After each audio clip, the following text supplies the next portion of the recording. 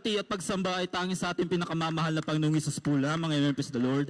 At ako po ay nagpapaabot ng dobleng respeto at paggalang at pag-alaala po sa mga ginuntuang aral at turo na ating dearly and honorable Pastor Wilde Estrada Almeda at ating beloved Assistant Pastor Lina C. Almeda. Maging po sa beloved Almeda family. Maging sa lahat po ng mga kapatiran, baguhan, welcome po sa tunay na gawain ng ating pinakamamahal na Panginoong Hesus. Amen. Praise the Lord. Hallelujah. Hallelujah. Ako po'y nagpapasalamat unang-una po sa lahat sa ating pinakamamahal na Panginoon. Amen. Praise the Lord. Ako po'y binigyan ng ginito ang pagkakataon para pasalamatan, luwalhatiin ang kanyang banal na pangalan sa pulpito pong ito. Amen. Praise the Lord. Sa mga hindi po nakakakilala sa aming pamilya, mga minamahal, nung kami po wala pa sa ating banal na gawain, tunay nandyan po na napakagulo po talaga. Magulo po ang aming buhay, mga minamahal. Andyan po na ang aking beloved Father. Wala po tayong ibinababa ditong tao at lang pong gusto lang po natin luwalhatiin ang ating pinakamamahal na Panginoon. Amen. Ang aking pong beloved Father, andyan na talagang bat-bat po yan ng bisyo, mga minamahal. Andyan, alak, sugal, sigarilyo, mga minamahal. Ang aking beloved Mother, talagang laging wala yan po sa bahay, mga minamahal. Andyan po na barkada dito, barkada dyan, utang dito, utang dyan. Tunay na wala po talagang katahimikan ng aming buhay, mga minamahal. Ako po, bilang kabataan nun, andyan po na, bagamat wala po akong bisyo, mga minamahal, wala po akong bisyo sa libutan. Ang tanging bisyo ko po andyan po na talaga mabarkada po ako. Inaabot po ako ng madaling araw, mga minamahal. Diyan po, barkada, pupunta sa bahay ni ganito, bahay ni ganyan. Uuwi po ako, madaling araw na. Lagi po pinapagalitan ng aking beloved parents. Ngunit sa tunay na talaga matigas po ang ulo ko ng mga time na yun, mga minamahal. Talaga magulo po ang aming pamilya. Ngunit, nung kami po ay nakakilala sa ating pinakamamahal na Panginoon, na kami nakapanumbalik dito. Tunay na kung titingnan po natin ang buhay po namin noon, talagang basahan po talaga, mga minamahal. Basahan may putik, madumi, mahal mga minamahal. Ngunit nung kami po ay nakakilala sa ating pinakamamahal na Panginoon, kayo po ay nakabalik sa banal na gawain, tunay na binago po kami. Hallelujah, hallelujah. Binago po kami ng aming pinakamamahal na Panginoon. Hallelujah, hallelujah. Andyan po na ang aking beloved Father, unti-unti po yung mga bisyo niya. Nawala po yan. Nawala po. Unti-unti pong nawala sa kanya. Aking beloved Mother, talaga pong nandyan na tunay na ilaw ng tahanan. Talaga nagsibing ilaw ng tahanan. Lagi po nandyan paggabay sa amin. Ako po, nawala rin po yung bisyo ko na yan dahil nga po na-focus na po sa banal na gawain, mga minamahal. Tunay na tuwing araw ng linggo, nandito po, imbis na nasa galaan, nandito po, nagsisimba. Pinupuri ang ating pinakamamahal na Panginoong Hesus. Tunay na binago po ang buhay namin ng ating pinakamamahal na Panginoong Hesus. Hallelujah, hallelujah. Dala po ng kahirapan at financial instability. Talagang iniisip ko nung nag-aaral po ako, paano kaya ako makakatapos ng pag-aaral, mga minamahal? Andyan po na kahit po baon sa eskwelahan, wala po kami. High school pa lang po ako noon. Tunay na kapos po lang yung pambaon, wala. Pamasahe, wala. Pati nga po yung mga pambayad lang sa mga exam, wala. Sabi ko, paano kaya ito na pagsampa ng kolehiyo? Paano ako makakapagtapos o hindi na ba ako makakapagtapos? Hindi ako makakapag-aral. Ang dami pong agam-agam. Hindi ko po naisip na buhay ang ating pinakamamahal na Panginoong Hesus sa gawain na ito. Hallelujah, hallelujah. Bagamat kapos sa financial, salat sa financial, mga minamahal, andyan po na pinagkalooban po ako ng ating pinakamamahal na Panginoong Hesus ng scholarship. Tunay na hindi ko po inaasahan, sa ganang akin po, ay talagang hindi naman po talaga ganun ang aking utak sa mga exam. Ngunit, nung tinake ko po yung exam na yun, mga minamahal, nakapasa po ako. Bagamat, pati po ako nagulat, mga minamahal. Tunay na mapagpala ang ating pinakamamahal na Panginoong Hesus. Amen. Praise the Lord. Hallelujah. Tunay na natapos ko po yung 5 taon na sa kolehiyo. Andyan po na provided po ng ating pinakamamahal na Panginoong Hesus ang aking matrikula. Pati maging mga baon, pang araw-araw, mga minamahal. Tunay na maglingkod lang po tayo ng tapat sa ating pinakamamahal na Panginoong Hesus. Sa alay po natin ng ating buong puso. Tunay na hindi tayo pababayaan ng ating pinakamamahal na Panginoong Hesus. Amen. Hallelujah. Hallelujah. I graduated last 2012.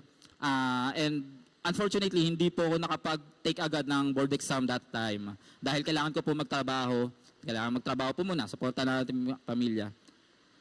Lagi po kong sinasabihan ng beloved Father na, Mike, mag-take ka na ng board exam. Ang lagi ko pong katwiran sa akin sarili, ideyang ideyang ideyang sanlibutan.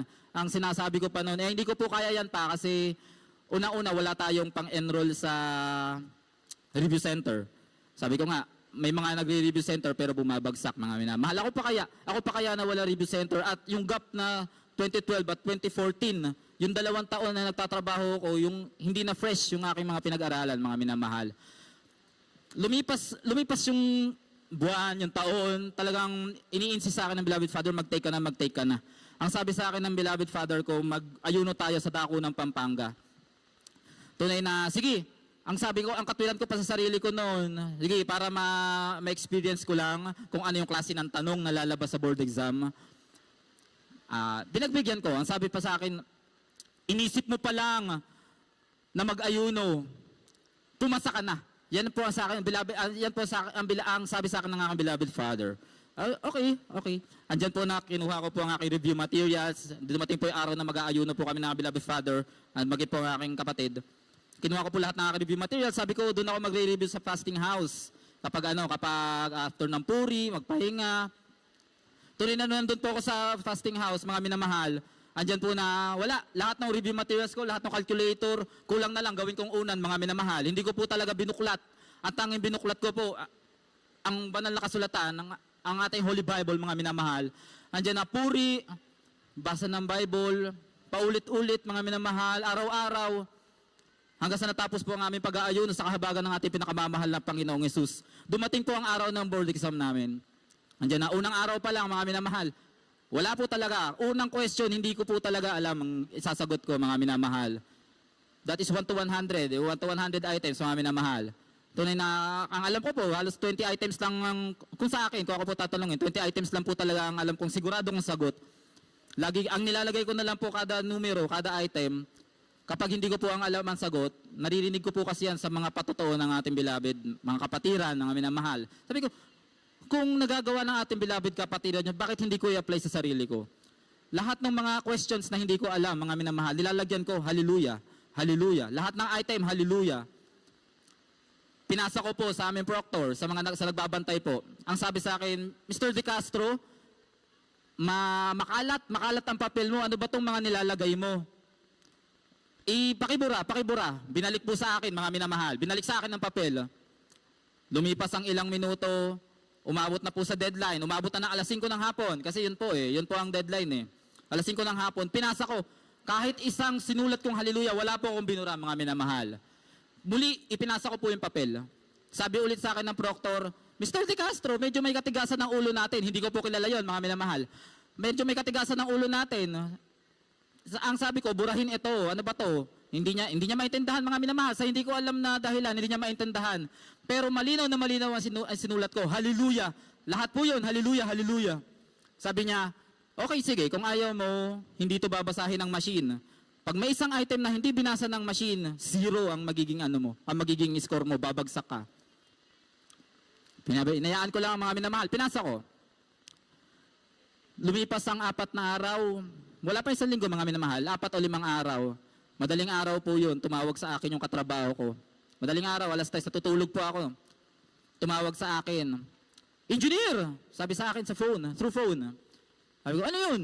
Huwag kang magbibiro. Sabi ko pa, huwag kang magbibiro ng ganyan. Hindi magandang biro yan. Hindi, engineer. Tingnan mo sa online, may result na. Pagtingin ko, mga minamahal, tunay na napaluha ako, mga minamahal. Hallelujah. Malinaw na malinaw ang pangalan ko, mga mahal. Nakapasa po ako sa tulong ng ating pinakamamahal na Panginoong Isus. Hallelujah, hallelujah.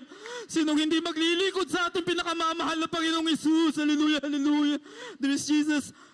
Yung pribilehiyo na ibinigay sa akin, yung pagpapala na ibinigay sa akin ng ating pinakamamahal na Panginoong Isus, mga minamahal.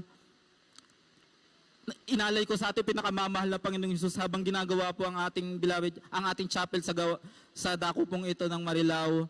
Tunay na sabi ko sa ating beloved preacher na gusto ko pong tumulong kasi itong lisensya ko po na ito, itong degree ko po na ito, wala ibang pinanggalingan kundi ang sa ating pinakamamahal na Panginoong Hesus. Saganang akin, wala po talaga. Kung aasahan ko yung sarili ko, hindi po ako papasa.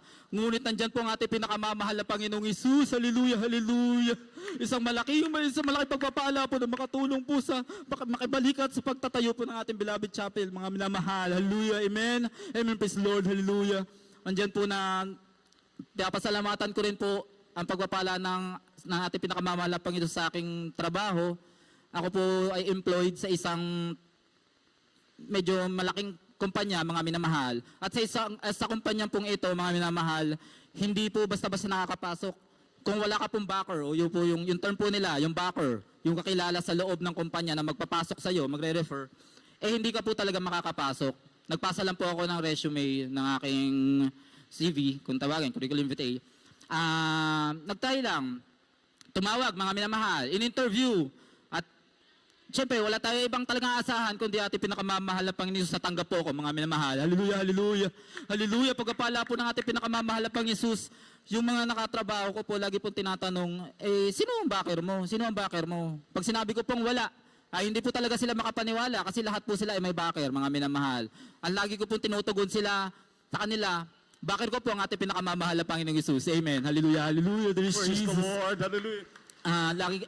Pinapasalamatan ko rin po ang ating pinakamamahal na Panginoong Hesus sa pag-iingat po sa aking trabaho dahil talagang yung trabaho ko po hindi nakikita dahil kuryente po. Ilang beses na po ako na kuryente, mga minamahal. Ngunit lagi po akong pinag-iingatan ng ating pinakamamahal na Panginoong Hesus. Any injuries? Wala po. Hindi rin po ako napahamak, ospital. Napakadami ko pong patotoo tungkol po sa mga katrabaho ko na talagang hindi po naglilingkod sa ating pinakamamahal na Panginoong Hesus talaga po kung ano-ano po yung nangyayari sa kanila dahil po sa kuryente, mga minamahal. Ngunit tayo po na anak na ating pinakamamahal na Panginoong Hesus ay iniingatan po palagi. Hallelujah, hallelujah. Akin din po pinapasalamatan bukod po sa mga pagpapalang espiritual na yan, talaga pong hindi po nagkukulang ating pinakamamahal na Panginoon sa pagpapalang finansyal. Hallelujah, dear Jesus. Magpatuloy lang po tayo sa pagtatapat, sa pagbibigay. Siguradong susi po yan ang pagpapala, mga minamahal. Ako po, pinagpala po ng ating pinakamamahal na Panginoong Hesus year 2024. Andyan po na nakakilala po ang beloved wife, at sa kabagan po ng ating pinakamamahal na Panginoong Hesus, nabautismuhan po sa banal na pangalan ng ating pinakamamahal na Panginoong Hesus. We try to have our baby sa unang pagkakataon. Hindi po pinala dahil nandyan po na sinubok po kami mag-asawa dahil he had a miscarriage. Nakunan po ang aking beloved wife. Sabi ko sa kanya, sulitin natin ang ating sarili. Alamin natin kung saan tayo nagkulang, nagkamali. Andyan po na talagang alam po namin sa sarili namin na nagkulang kami sa pagdalo, nagkulang kami sa pagtatapat, pagbibigay. Andyan po na nag-ayuno po kami, tinugon po namin ang panawagan ng ating pinakamamahal na Panginoon na maging tapat sa paglilingkod, mga minamahal. At andyan po, mga minamahal, tunay na dakila ang ating pinakamamahal na Panginoong Hesus. Magpa 5 months na po yung aking beloved baby, mga minamahal. Hallelujah, hallelujah, praise Jesus.